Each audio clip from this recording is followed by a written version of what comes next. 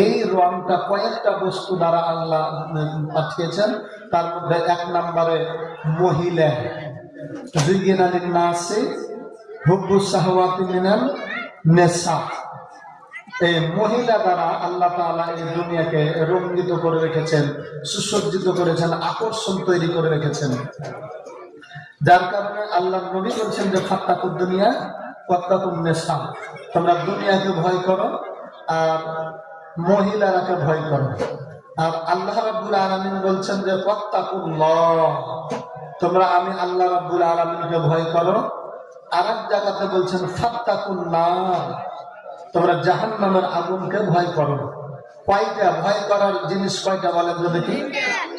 দুইটা। আল্লাহর কথা অনুযায়ী দুইটা, নবীর কথা অনুযায়ী দুইটা। আর এই জাহান্নামের আগুনে পূর্বে কয়টা গ্রুপ? এই দুইটা জিনিস।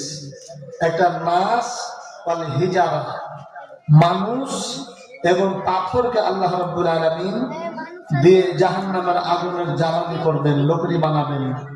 তো এই জাহান্নামের আগুন থেকে আল্লাহ ভয় করতে বলেছেন আমাদেরকে। ভয় করার দরকার আছে না নাই?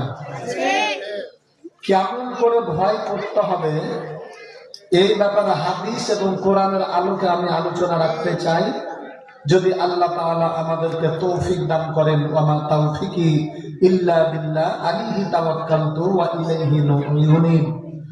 আল্লাহ নবী বলছেন যে ফাত্তাকুদ দুনিয়া ওয়াত্তাকুন নিসা, তোমরা মহিলাকে আর দুনিয়াকে ভয় করো। তো বিশ্ব নবী ফের আবার এই দুনিয়াটাকে উদাহরণ দিয়েছে কিসের সঙ্গে জানেন? দুনিয়ার ভেশ্যা মহিলা নারী, যারা ভেশ্যা নারী, তাদের সঙ্গে গোটা দুনিয়ার উদাহরণ দিয়েছেন। আচ্ছা বলেন,